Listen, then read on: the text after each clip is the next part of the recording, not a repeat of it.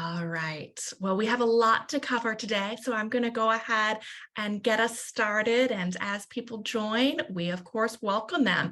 So good morning and officially welcome to our Professional Learning Power Hour. Before I do our introductions and get us kicked off, I just have a couple of quick housekeeping things. We will pause towards the end of the webinar for questions. So we definitely encourage you to think of questions and especially to ask questions. You're welcome to use the Q&A function. You are also welcome to use the chat. Feel free to add your questions at any point, but just know we may not address it towards the end. And if for some reason we're not able to get to your question, I promise you that we will follow up. Secondly, if you could just double check and make sure you all should be on mute, but we just want to make sure we don't end up with extra background noise. All right, so let's go ahead then and get started for this morning. So you are here as part of our Professional Learning Power Hour series. We do this the third Thursday of every month as a chance for us to share about latest research, practices, tools, resources, everything we can think of related to high quality curriculum aligned professional learning. So if this is your first time joining us, we encourage you to register for our upcoming power hours. If you are returning to us, thank you so much for coming back. We're so glad that you find these to be helpful. Let's go ahead and get started. I'm Jennifer Wells. I'm the director of the Professional Learning Guide here at Rivet Education, and I'm so excited to be joined by members of the Leading Educators team that you're going to get a chance to hear from throughout this hour. We have Dr. LaKimbra Brown, the Chief of Networks, Michael Freeland, the Senior Director of Programming for Charleston, Leonita Garner, the Director of Content and Coaching for Chicago, and Laura Miley, the Chief Impact Officer. You'll have a chance to hear from them all throughout the time today. And thank you so much, Leading Educators, for joining us today. We're going to spend our time talking to you all about your partnerships with school and system leaders, and we're excited to dig into that. Before we start getting into that content, though, I just want to take a few moments to make sure everybody is introduced to Rivet Education and the work that we do. So at Rivet Education, our vision for K-12 education is that every educator receives the best resources and support available to provide all students with the educational opportunities that they deserve. And the way that we contribute to this vision is by defining high-quality professional learning and creating tools and services that support state and local education agencies in putting that definition into practice. Part of the way that we do this is through our framework for high quality professional learning. This was informed by the latest research on professional learning. And you can see that it has three main components. At the bottom of the pyramid, we have the characteristics. These are going to be true throughout any type of high quality professional learning. And then in the middle, you see that we have types. We think of high quality professional learning for HQIM as happening across 4 different types: adoption, launch, ongoing support for teachers, and system design and leadership support. And today we're going to get a chance to really dig into that systems design and leadership support by hearing about the work from Leading Educators. And then at the top, you see that we have structures. So professional learning can happen in workshops. It can happen as part of collaboration or PLCs. It can happen through coaching. It can also happen through consultation. As I mentioned, I'm the director of the Professional Learning Partner Guide. And so if you're not familiar with the Professional Learning Partner Guide, it is guided by our framework. And it is analogous to what EdReports is for curriculum. So it is a place for a school or district leader to find organizations like Leading Educators that have proven that they can provide high quality professional learning. So we definitely encourage you to check that out in your search for providers for high quality professional learning. And you can see here that you can search by type of support. You can also search by curriculum. All of the organizations that are featured in the Professional Learning Partner Guide have passed Rivet's rigorous selection process. So last month, RAND released the impact and implementation of the Chicago Teacher Collaborative Professional Development Program, which really was looking to answer two questions. How is the Chicago Collaborative Program implemented? And did the Chicago Collaborative PD program impact students' achievement? So I'm really excited today to talk to leading educators about their work in Chicago, but also to talk to them about their work in Charleston. I have some questions for the team. They've got some great information to share with us. And as I mentioned earlier, we also encourage you all to please share your questions with us. So to get us started, I'd love to hear from the leading educators team a little bit just about yourselves and about the work that you're doing. And I think in particular, what would be interesting to start with is hearing about how you all decided to engage in this study.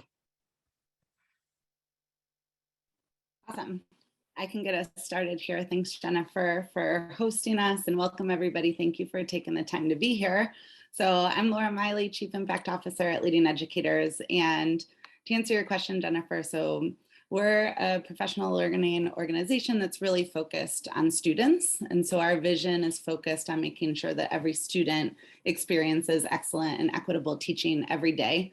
And the way that we work toward that vision is in partnership with teachers, with leaders, with school systems, and we're focused on conditions and leadership and teaching and making sure that we build systems of support for teachers and leaders and ultimately, most importantly, for students.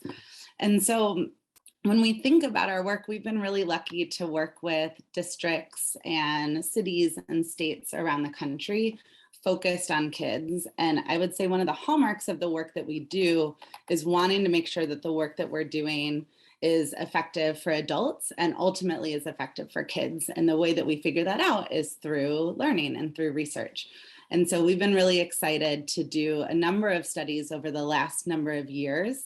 I'll pause here in a second so people can scan, but you'll be able to see on our website on our results page the details of the studies if you're somebody who wants to get into those studies more deeply.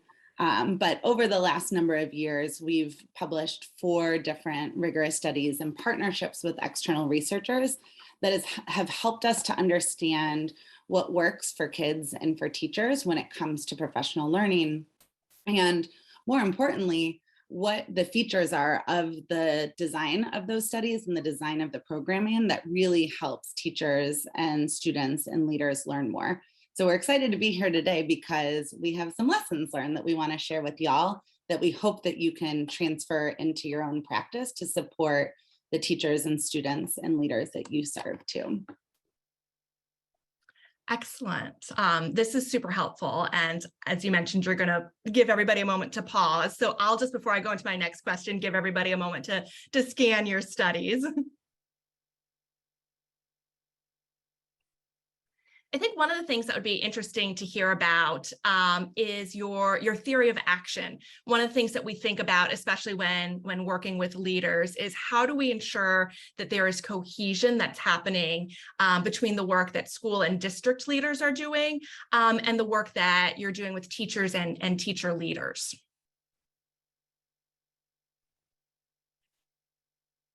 Thank you. I think I can hop in here. So thanks so much, Jennifer. When we think about what we do kind of to support districts, I think I want to zero on that word you just said around coherence. And we believe that it's important to kind of have a through line across all levels, from the district and central office staff to the school and the school leaders to the teachers, and they're all talking about the same thing.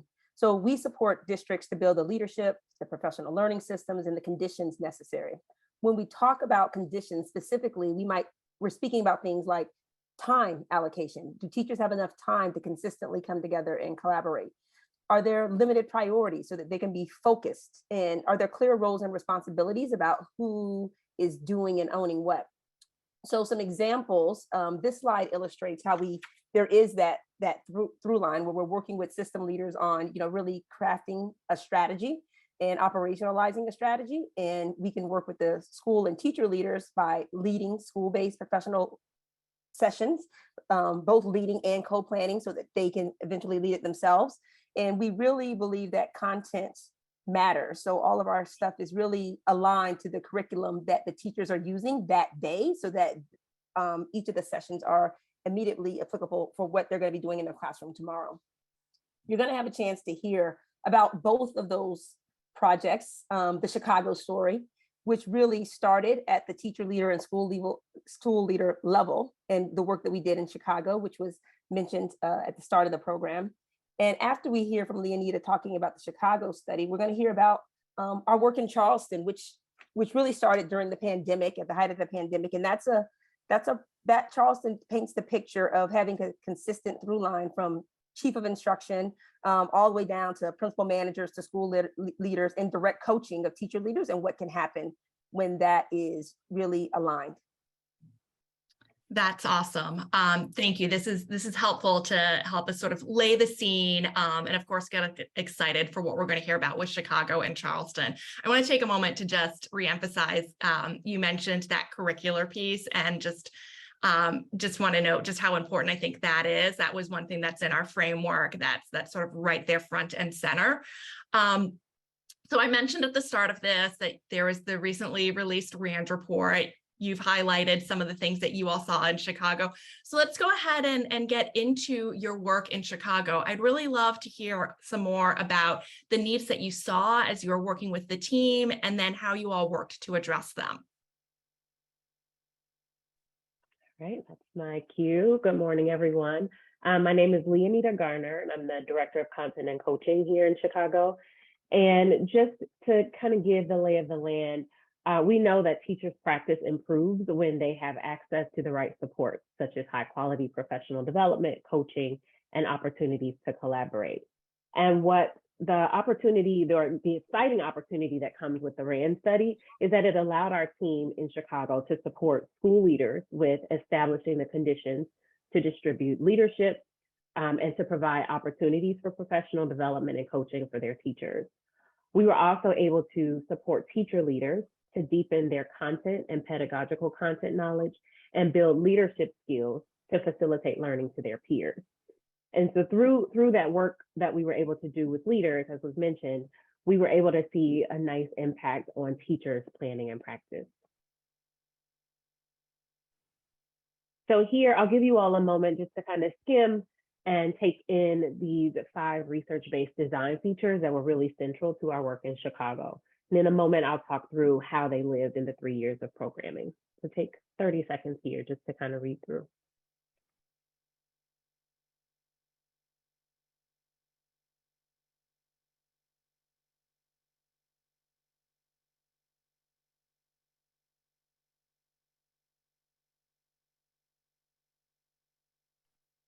So one thing I'd like to highlight here, while our goal was to improve teachers' content knowledge, our support, again, was not limited to teachers, but also very inclusive of the district and the school leaders. So here's a little bit of a snapshot or spotlight on the program. In the beginning, in 2017, this was our year 0. So initial programming really focused on supporting district leaders and school leaders to develop their content and pedagogical content knowledge.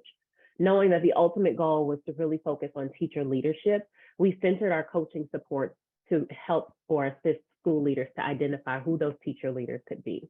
We wanted to also support them with adjusting the conditions, as LaKimber mentioned. What are the conditions or structures that are in their buildings that would support teachers being able to not only lead content for their peers, but to have the space to plan for it and to collaborate in planning. The big 2 chunks of our year, 2018 and 2019, started with induction, where we introduced programming and we introduced coaching to our teacher leaders in order to build excitement, build investment in the work. For all leaders, we offered opportunities such as Leading Educators Institute, which brought all of the cohorts together for a week of learning, Regional Institute, and then other workshops where they could build and again deepen their content knowledge. In our second year of programming with teachers, our emphasis was then on developing their ability to shift practice, both in their own classrooms as teacher leaders, but then also through their peers, through their facilitation of content cycles. And then finally, 2020 was the most interesting year of them all. So our programming was unfortunately shortened due to the pandemic, but our aim here was to really begin to build that model of sustainability for the teams that we supported. So during 2020, we were able to work with teams to observe evidence of shift-aligned instruction. So lots of learning walks using an observational rubric and really working to take the trends that we lifted up from those walks to inform continued professional development and coaching. And before the close of that scope of work, we were able to just begin some visioning work with school and district leaders. So where do we see this work living beyond our partnership? How do we support them to really keep those structures in place so that teachers could continue to learn and grow together? The results were that there was a positive impact on students. So yay. As someone who worked really closely with this work and with other schools within CPS, one assumption that I can make here is that the emphasis on establishing and maintaining the conditions for distributed leadership and professional learning for teachers really allowed district leaders and school leaders an opportunity to focus on improving teacher practice over time. That's awesome. I just want to take a moment to restate that you've got this like direct connection and we're seeing results for students. Absolutely.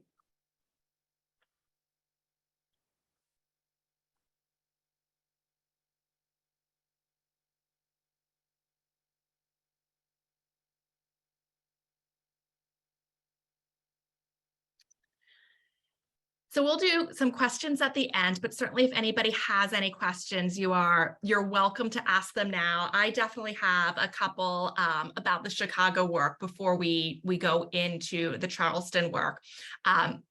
We see that there are results for students. That's fantastic. And I know that's one of the results that you really wanted to see. In your work with Chicago, is there anything, any other positive outcomes that you saw of that were wonderful to see, but you weren't necessarily expecting that would be the outcome at the outset of the work?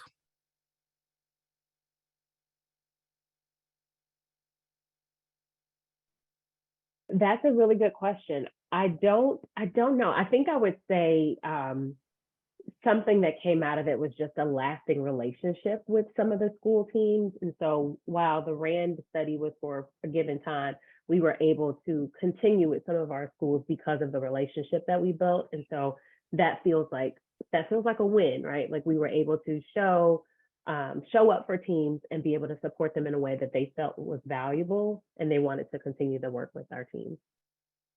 Yeah, that's awesome. That's great. And I think that speaks to that cohesion piece of you're working to help make sure that the Chicago team is able to continue the work, but you're also there to continue to support them. Because as we know, this is not something that is done quickly, as we saw in the scope of your work. So we can see obviously there's the student results, which is fantastic. But I know there are also some other learnings that you have from this work. And so I'd love to hear a little bit about those at this time. One of the things from the Chicago work, in addition to the reflections that Leonida just shared, was that we walked away knowing that we have to maintain a high bar for impact. As professional learning providers, we have to be willing to go beyond the data of satisfaction, like did they like it or not, and instead really monitor the impact of what is changing in classrooms. So what's the difference we made for teachers? What are they doing today that they weren't doing yesterday? What's happening for students today that wasn't happening a week ago? So like really, being disciplined and holding ourselves to that bar of like, we have to ask about the impact of what we're delivering. And secondly, that the belief that the beliefs must shift alongside the materials and practices, and like thinking about the pairing of both. As you're shifting the materials, the structures and practices, that often is critical and requires new beliefs to be adopted and new mindsets. And effective professional learning attends to both the beliefs, the knowledge, and the practices for both teachers and leaders. Sometimes we are thinking about what do we need to give to the teachers and the teacher leaders around mindsets. And then throughout this journey, we learned that there were things that we also needed to work specifically around mindsets and belief of the school leaders or the principals. And like, we need to be thinking about both of those. Yeah. That's awesome. This is great to hear. So one of the things that I'm really excited that we're going to get to do today is we heard a little bit about Chicago, but we know that's not the only place that you work. And so we're going to have a chance to hear about more of your additional work. And we know, of course, that districts and school systems are all unique. They've got unique needs. They're at a unique place in their journey of how they support their teachers and students. But I know that I've had a chance just in my conversations with you all to hear about your work in Charleston, and that while Charleston and Chicago are both unique, there are commonalities between them, and there are some similarities to your work in Charleston in Chicago.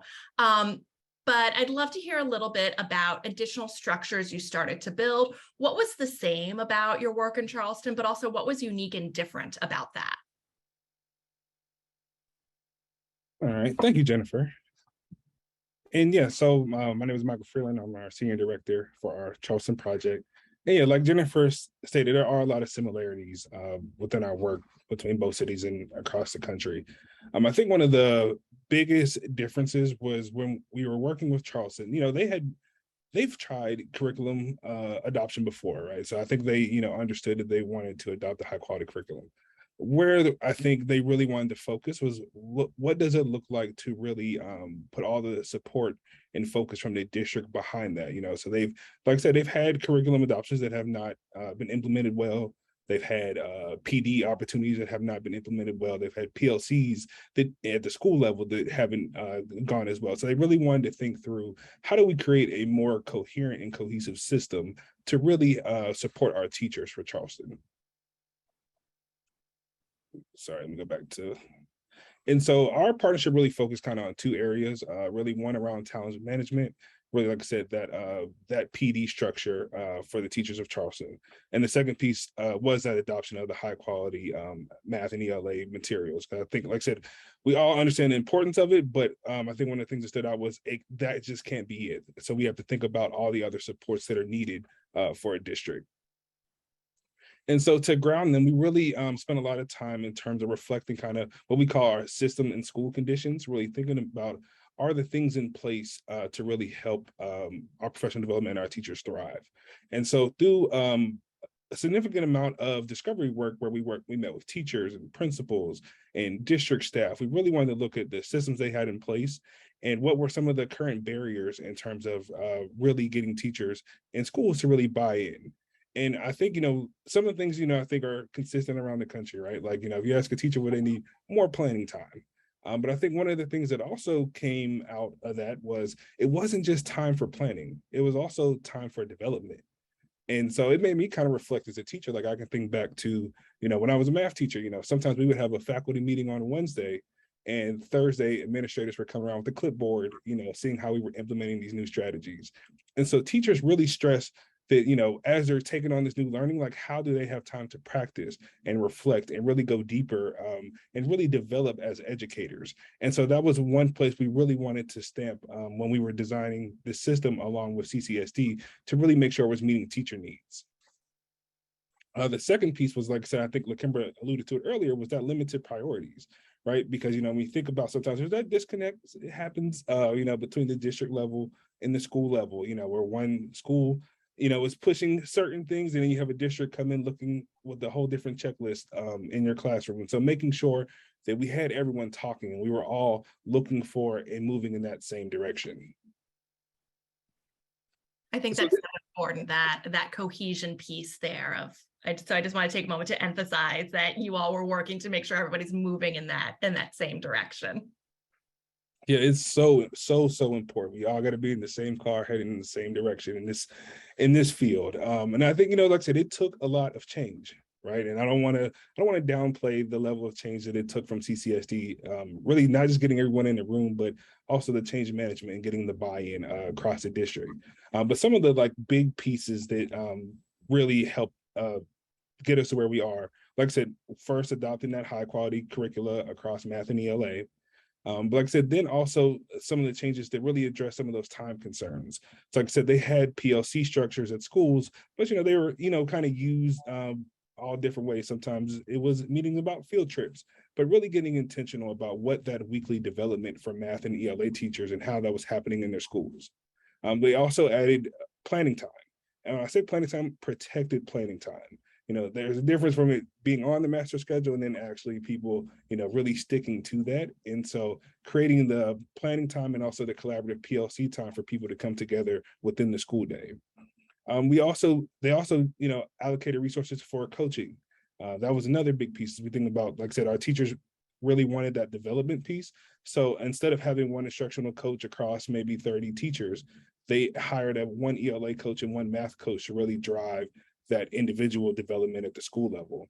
And one of the biggest things I think that really helped us get to a better place was the district, like I said, had offered PD, but it was like, more over the summer, we'll pay you, but it's over the summer. And so that was a lot of feedback from teachers was they really wanted, throughout the year. And so the district created time in their academic calendar for quarterly PD days, which has made a huge difference. So, of course, like I said, we launched in COVID, finding subs was just not a thing. And so actually having those PD days built in has really helped teachers get the time they need to develop. And so with that, I know it's a lot, but I want to give you like kind of a snapshot of what it looks like when we have this coherent system and how we support the different levels. So we just recently had our first PD day for August for the first quarter. And so what it looks like is we have a workshop for all of our teachers on math and ELA, our coaches, our administrators. So they all get the same learning, whatever that topic may be. Following that session, we do some leadership sessions, one with our PLC leaders who then continue that learning back at their buildings, and then also for the coaches and school leaders. And I really want to stamp that piece because when we talk about like making sure that everyone is on the same page, like I said, as coaches, as school leaders, as principals, assistant principals, they're all supporting the development of our teachers. So we all want to make sure we're talking the same language and that they know those indicators that are really seeing that change in practice, right? Because, sometimes as an administrator, you may get a checklist of 50 things when you go into a classroom to look for. We really help them narrow down that focus to about 2 things and really think about, as a coach of this teacher, what are some high leverage moves to really help them go deeper in their practice? I think that has been a big driver in terms of some of the changes we've been seeing with teachers. From there, and this goes to that piece of teachers wanted time to develop. So like I said, all this takes place over a quarter, all right? So for 9 weeks. So they go through cycles of planning and practice and looking at student data. So that new content that they learn, how are they now practicing it? How are they then, delivering it in their lessons with students? And how are they looking at the results of that? They also get, like I said, those content focused PLCs that happen weekly. They also get monthly coaching as well. And like I said, we work with the district on our side doing learning walks to see what it looks like in classrooms and also looking at the data because, doing all this and not looking at the data, we want to make sure, we know how things are progressing through classrooms. And I think, like I said, I think some of the wins, right? So I would say kind of 2 big buckets. I think one, we've seen a lot in terms of teachers, we've got a lot of feedback, like I said, from the PD that they've gotten. Also, just the wraparound supports, I think, has been a big thing, right? And even in terms of like teacher retention, like there's a big piece of like the different levels of supports that they've gotten, how that has played out, how teachers are now have a different energy around professional development. And then, of course, like I said, while we all are here, it's just seeing those results with students. And so, like I said, we just recently got our state assessment scores back, and we saw significant growth in math and ELA for all of our students. And not just significant growth from 21 to 22, but we also saw a lot of growth from pre-pandemic.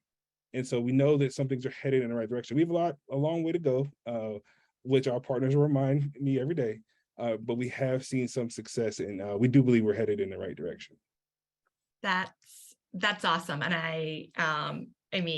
I completely understand there's still work to be done, but I think it's just worth it to take a moment to celebrate, the work that we're seeing right now, especially when you mentioned that there's growth that's even from pre-pandemic levels. So that's just fantastic to see.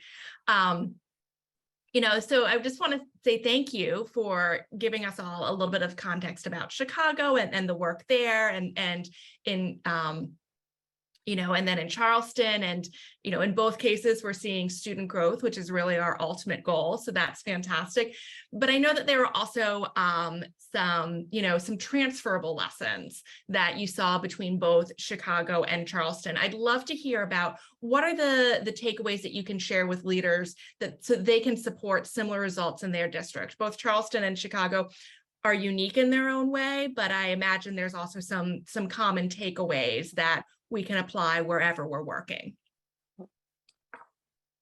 Yes. So in addition to the first two, those were the two that I shared with Chicago. We're going to focus on these bottom and the bottom two, and that's that impact takes time. As Michael shared, this Charleston, it started during the height of the pandemic, but we have actually engaged in a multi-year contract with them. And early on, we need to set the expectation and create the will that this is going to be a multi-year investment. Like we didn't get into this in 1 year or overnight, and we won't get out of this in 1 year or overnight. And I think that framing on the front end, because to shift all of those systems to kind of get PD from quarterly or at the beginning, a summer sign up optional to like quarterly, those take a lot of moving parts to do. And I think having conversations with senior leaders early on about, the time frame and the horizon to kind of make some of those moves and being clear about that. And lastly, coherence matters. The teacher you saw on that slide spoke about all of the wraparound services. So to them, I imagine it doesn't feel like this is a disparate initiative with this person talked to me on Tuesday and then this person talked to me on Thursday. But everybody in the district, I feel like if you ask the teacher in that system, they'd say, yeah, they would say, and they would both know that my principal and my principal manager and my teacher leader and my coach and my AP, they are coming in a room and they're talking because they're not going around telling me different things at different points. And like the message is coherent and aligned. So just making sure that the emphasis on coherence is one that I would say that we took away. I agree. And I think, Michael, you pointed that out at the start too, with that we all need to be, in the same car, going in the same direction and the importance of that. Thank you so much for just this peek into your work and your takeaways. I'd love to open this up for questions from our audience. So certainly feel free to put your questions in the chat or Q&A. Either way, we'll make sure that they get in there. I'll give you all a moment to do that. But in the meantime, I actually have another question for the Leading Educators team. Some of the things that I'm hearing from you all are, of course, that this takes time, and so that these are multi-year engagements. And also, there's the change management aspect to this, and that this isn't something where we can just say, okay, this is what we're doing, and then boom, everybody's doing it. Michael, you mentioned with the Charleston work, that it really starts with some discovery work. I'd love to hear a little bit about what does your discovery process look like, as you're undertaking work like this with leaders and helping them to support teachers. Yeah, no problem. I think a big piece there is making sure we have voice and input from people at all levels. I think one thing that, with working with school districts, what you ask someone at the district office you may get a completely different answer for somebody at the school level. So we did a lot of work, like I said, from the district staff, from superintendent, CAO on down. But then we also did work at the school level. So, our principals, assistant principals, our coaches, our teachers, so we had some like focus groups, we had interviews, we really went deeper about, because, part of this also, like I said, like we want to make sure we are building off the strengths of the district, right? Because, a lot of times they have a lot of good things in place. And so we really want to see like what is working, what's not working. And, and we want to make sure we talk to the people closest to the work to do that. So we really make sure we, get a full picture from all the different stakeholders of the district, as we really think about, where our next steps need to be as we support them. That's super helpful to hear. Thank you. We've got a couple of questions coming in from our participants, so I'm going to send them your way now. Our first participant is asking, did the shift to more PD planning and PLC time, and thinking at this point Charleston, involve any decrease in student classroom time? How did you ensure students could stay in the classroom? So we did a lot of work this summer, really working through master schedules. I think that was a big piece of making sure we didn't lose that instructional time. One of the biggest things that the district did, they actually added some additional time after school. So teachers actually have a paid 60 minutes after school that is funded by the district to really make sure, because, even figuring out master schedules through departmentalization, all the challenges that, happen in there to kind of create those PLCs can be difficult. And so they really wanted to make sure teachers had time to focus, and so they created that hour after school to really support teachers, making sure they had that protected time. That's fantastic. So we've got a couple more questions that have come in. So one question from our participant: what role would you say job embedded support, so PL coaching within the classroom, has played in some of the successes? Anita, I'll toss that to you since you've been working so closely on the Chicago Collaborative with job embedded supports. I think what's really nice about job embedded supports is that it's on the ground, it's real life, it's an opportunity for teachers to problem solve together, to learn together while they're in the midst of the learning. Michael talked a little bit about sometimes professional development being sort of one-off or limited to the summer. So having it be job embedded allows teachers to bring the current thing that's happening to the forefront, have an opportunity to do some learning, some collaborative planning around it, and then try it out and get feedback really quickly. When you don't have that, or when that learning happens so far removed from the work or the day-to-day experience, I think it sort of takes away from teachers' ability to enact the changes that you would hope to see.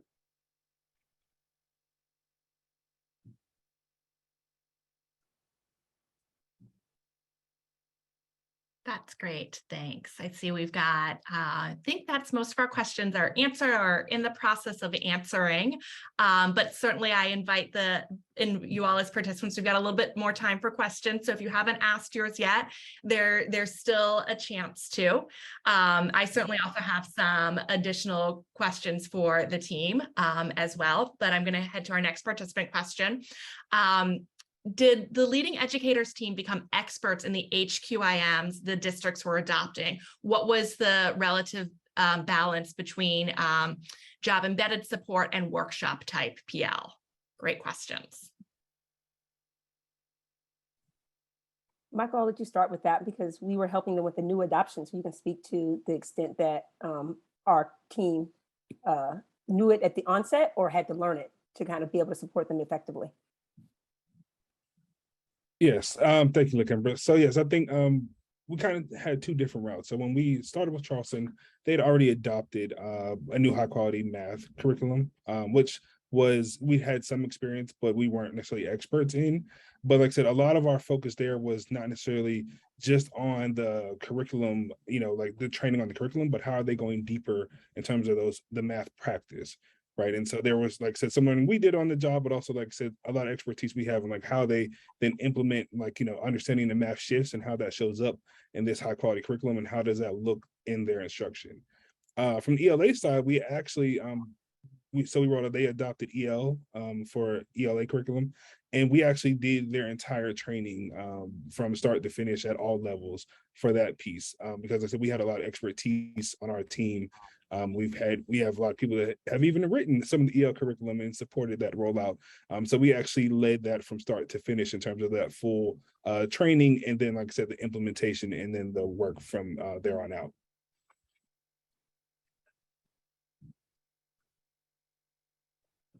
That's excellent.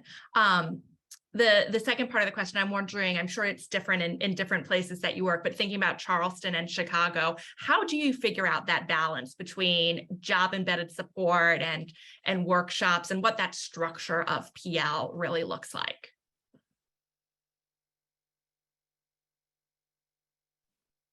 Leonida, would you like to kick us off? And then Michael, do you want to add?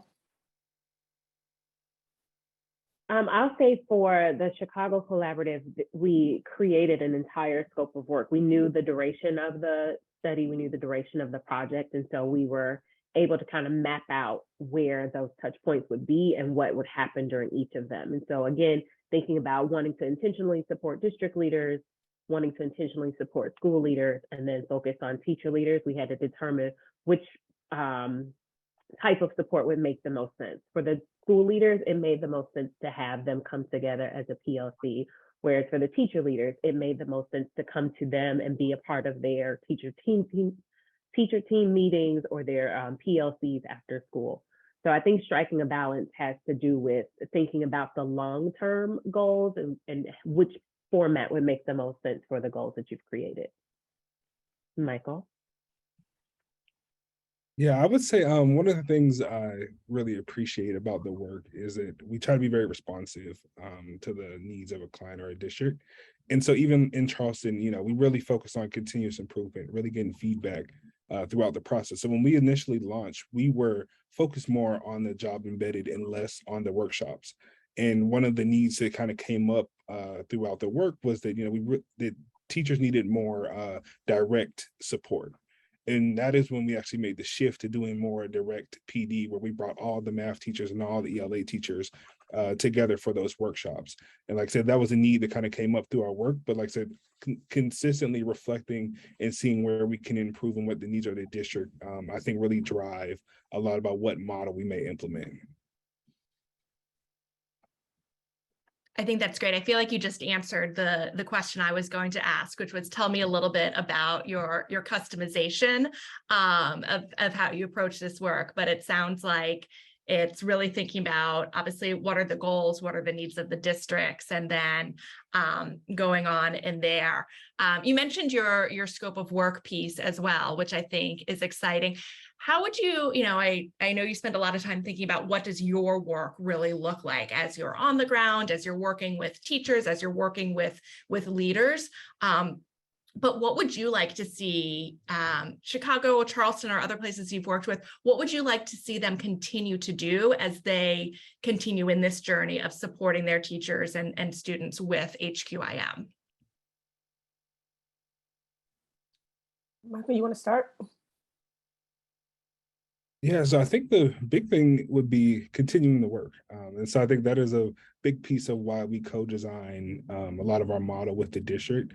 Because, like at the end of the day, we always want to work ourselves out of a job. We don't, like I said, like we know money is always a challenge. And so, we don't want to be on someone's budget for 15 years. So we want to make sure we are doing our part to build capacity at the district level, at the school level, so that the work continues. And so I think, it's always powerful when we can go back to some of our partners, whether it be 5 years down the road, 10 years down the road, and, still see some of those same components in place, and, that they're still growing teachers and providing those leadership opportunities.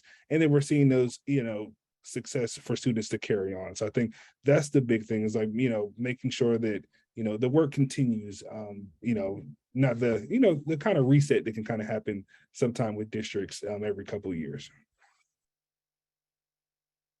I think the only thing I would add to that would be for Chicago, we are a really big district and there are lots of schools, lots of networks.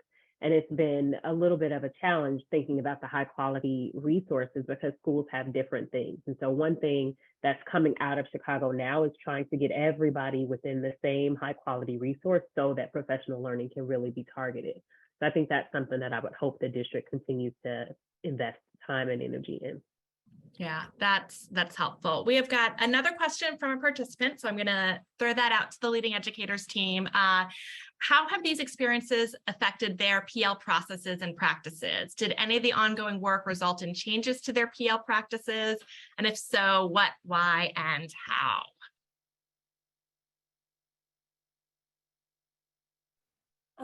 Michael, why don't you start? Because I think as we shared, the partnership with Charleston started during the pandemic. So there were some things that we had done previously in engagements, mainly in person. And I think with the Charleston experience and at the time that it happened, it allowed us to kind of really try out some things virtually and see practices that we had kind of had before and like that they were transferable and in some cases just as effective.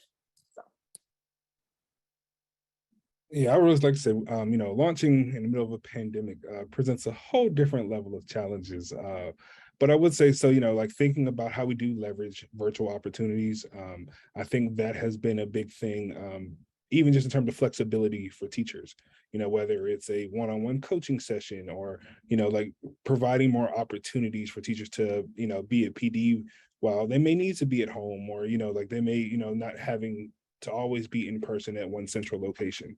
I think that has definitely been a lesson that we've learned. I think even thinking about how we design some of our virtual professional development, there's a lot that we've learned there, just in terms of how we build culture and that kind of community, even in an online space. I think, we've had, did a lot of learning there as an organization, as, like that shift was kind of abrupt. So yeah, those would be some of the big pieces. I think the other thing is really thinking about all the things that schools and teachers have on their plates.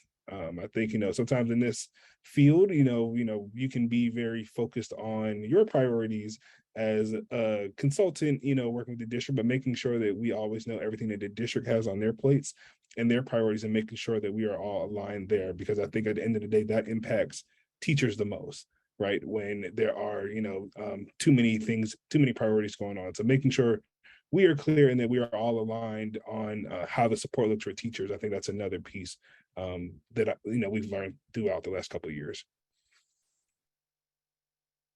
Leonita, do you want to?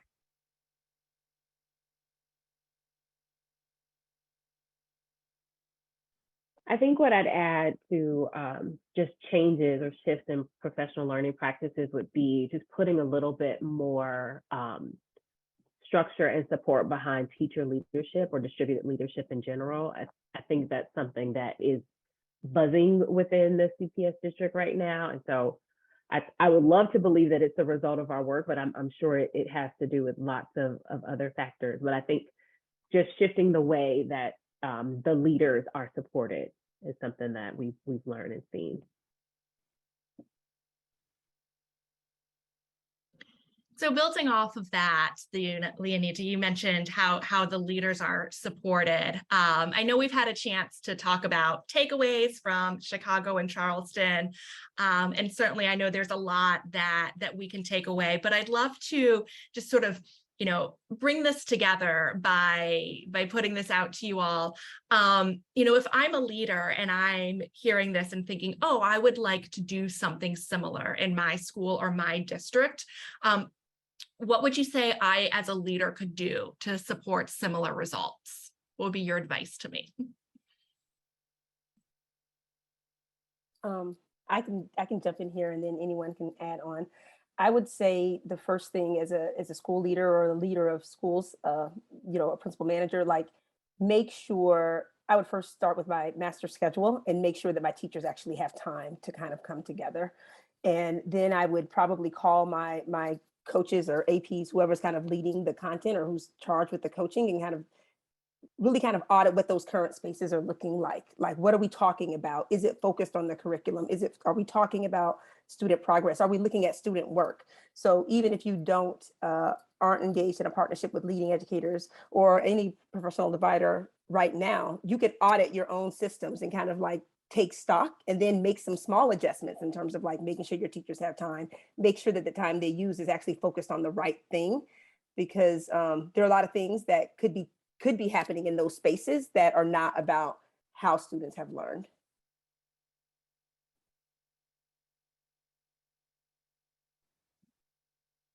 Yeah, I would also add just opportunities to get diverse perspectives at the table.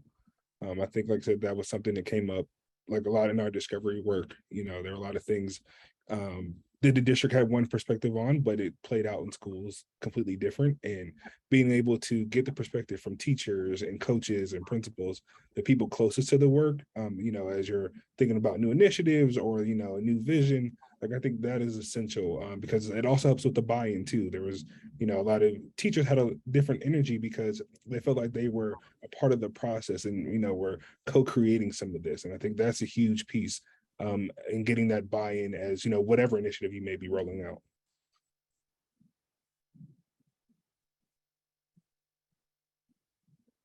I think the one other piece I would add, and totally agree with what Lakimra and Michael shared, is once you get a sense of current state and where you're headed, then I think just going back to that point about impact and really understanding what would success look like and how can we learn about it. And so how do we shift, to LaKimbra's point, from we did it and we kind of check the box of PD happening or coaches are in place, to really understanding what's the impact of the work that we're doing in workshops, in school-based PLCs, in coaching, and how is that shifting teachers' beliefs, teachers' knowledge, and most importantly, their practice and student outcomes.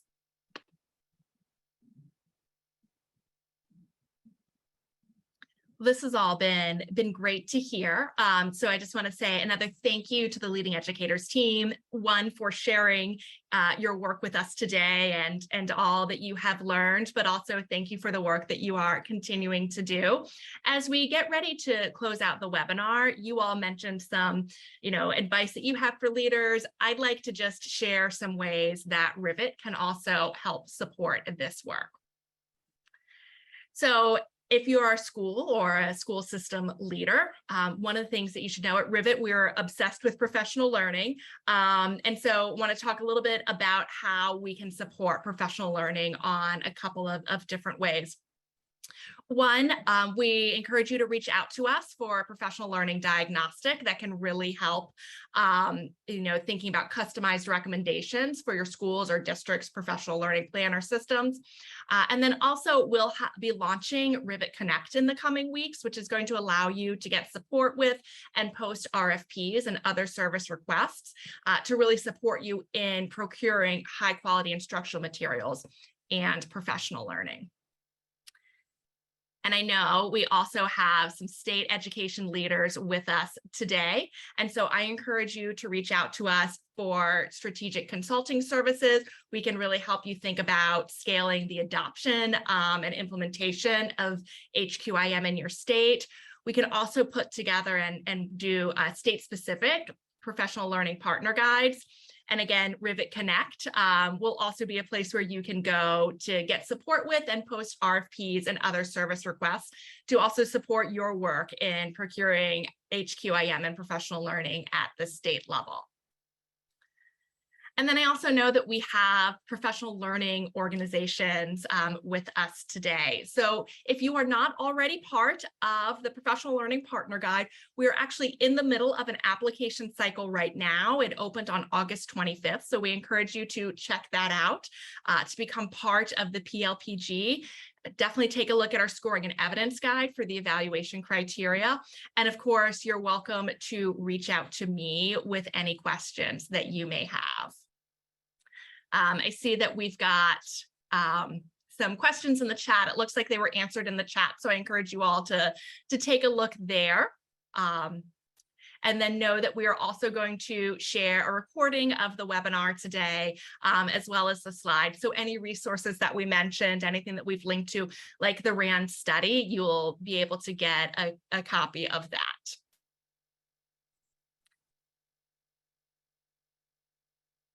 And so again, we'll be able to include these resources for you. And we, of course, encourage you to contact us. Please feel free to reach out directly to me or info@riveteducation.org for any general inquiries. I want to again thank you LaKimbra and Leonida, Laura, and Michael for joining us today. It's so exciting to hear about the work that you're doing. Just want to take another moment to celebrate that tangible student data that's showing the impact of your work. Congratulations to you and Chicago and Charleston for that. I know it's exciting to see. Also want to thank all of our participants for joining us today. Again, we do these on the third Thursday of every month, so please continue to come back. We enjoy having you and enjoy hosting these. And certainly hope that everybody has a great rest of their day, rest of their week. Thank you all so much for joining us today.